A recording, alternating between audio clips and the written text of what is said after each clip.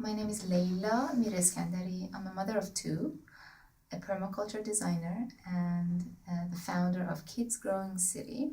Kids Growing City is a provider of gardening education for elementary and kindergarten kids. It operates as a for-profit business, a small business, kind of like a startup, and we offer after-school extracurricular program.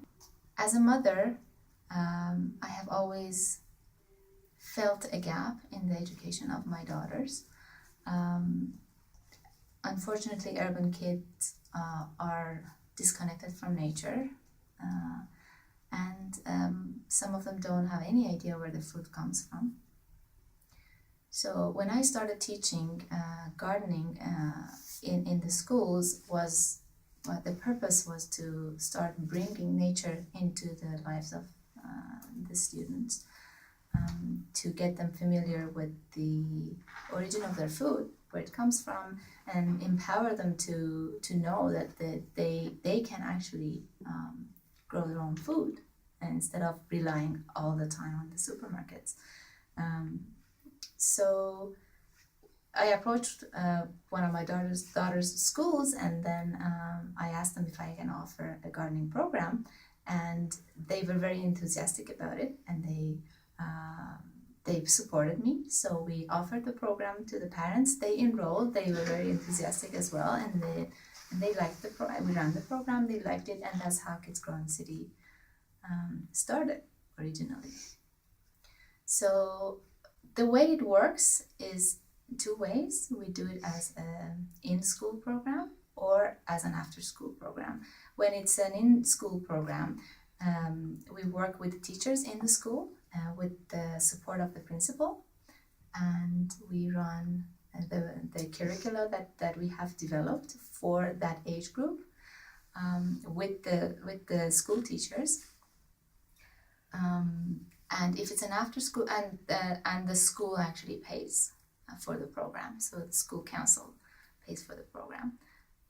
And if it's an after school program, we advertise it in the schools as part of their after school programs, like if they have chess, if they have dancing, if they have sports. This would be another one of those programs. And the parents who are enthusiastic about gardening, they enroll their kids into the program, and then we negotiate a percentage with the school, because school actually provides the space and the garden if they do have a garden. Also important to know that our curricula are run can be run even if there's no school garden, so we can run it inside the classroom even if there's no garden, because there are a lot of schools that do want to teach their students how to grow their own food, but they don't have the space for it. That's totally fine.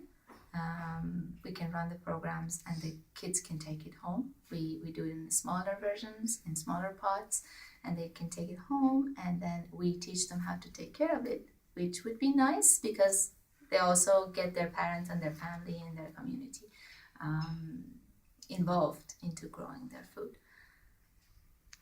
And what do you do about summer?